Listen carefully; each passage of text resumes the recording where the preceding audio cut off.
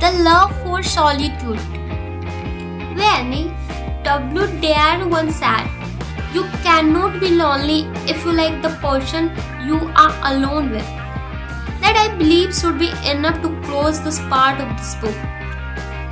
But you are reading a self-help book, so you want me to keep saying something until you are forced to believe that solitude is good. I am not going to do it. Do you know why? Because that's our problem. We want others to make us believe in something, hold our hands and show us the path. And when people leave us stranded in the middle of the journey, we feel lost, like it's all dark and scary. What you don't realize is that you need to walk alone to this where you want to go. Everyone has different goals, so that cannot take the same route as you. You will meet some good and bad people on the way, but eventually they will turn the other way to move towards their journey. And in the end, you will be left alone. The choice would be yours. Whether you want to stay on the way and you cry and scream at people for leaving, you will enjoy their journey. Or do you want to keep walking and get closer to your dream destination? In both cases, you will live alone. But the choice of crying and seeing yourself as a helpless person or to keep walking and enjoying the journey will be in your hands. After 5th grade, I never stayed in any school for longer than 2 years. I kept switching schools until college. Being an introverted and extremely underconfident child, it was already quite tough for me to make friends, and when I would finally make one friend who could turn into my best friend, I would have to start from scratch again. I had to a close friend in high school who is now married, but I had to leave because I changed too. Then I had another close friend in 11th, 12th grade, but then it was time for me to leave my hometown and shift to another city for college. And then, as God was creating a perfect illusion, I met my then best friend, who always happened to be my roommate. On the first day of college, for 4 or 5 months, the two of us were such a great friends that even professor knew that we always stayed together. For the first time, I felt like I had found a best friend. But then I got sick and had to come back to my hometown for 15 days. When I went back, I had already been replaced. I knew that now I no longer fit in her definition of fun. So boldly I asked her to pick either her new friends or me. Well, you can imagine the rest. I was alone for almost 3 to 4 months back then. I met some new people after this 4-month gap, and long story short, they became some of the most amazing people I have ever met. I met my girl gang, whom I still miss. These girls made me understand that women uplift each other and women need each other more than they need men. Society tricked us into believing that women are women's biggest enemy. But honey, you cannot even imagine what a woman can do for another woman. Now back to my point. When my college life came to an end and I came back to my hometown, obviously we had to leave each other. I was with my friends for a short period, but leaving them felt like leaving a part of me for a while. When my college life ended, I thought distance could not come between true friendship. This is what social media God says, right? The initial few months were great. My friends and I used to connect now and then to gossip about our college. Remember the stupid things we used to do and share our general life updates.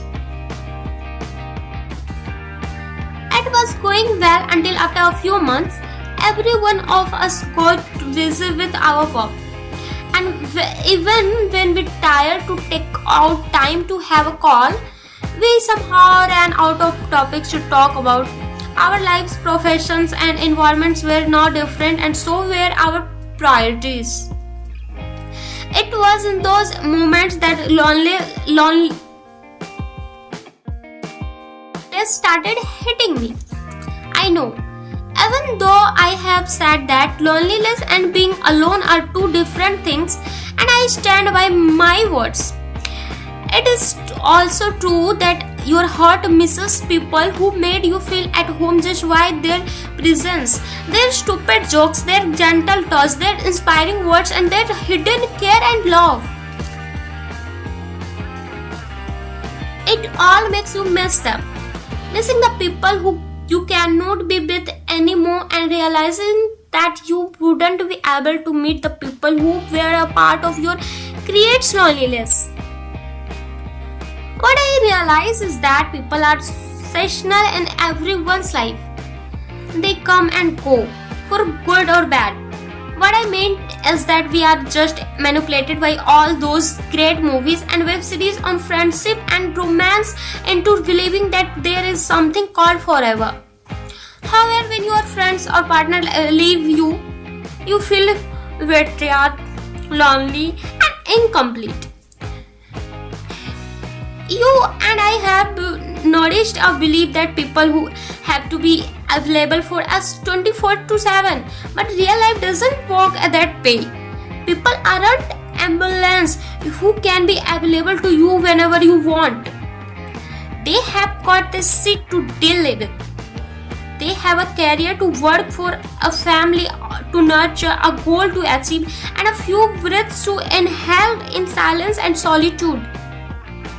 This was one of the harsh truths that I had to accept when my college life came to an end and I had to say goodbye to my friends. Initially, I used to feel sad and lonely too. But later I realized that this is how things are going to be for the rest of our lives. This is a part of adulthood. When you have to say goodbye even if you don't want to. When you have to let go of people to get on with your career. That's why I said earlier that loneliness is a part of the journey. I am not saying that you have to choose between a career and friendship, but it happens automatically that you wonder, how did my friends slip away from my hands? That's the bargain of my making a career and living your dreams. Yes, some people are lucky enough to have both, but that seldom happens in reality and more in movies, books.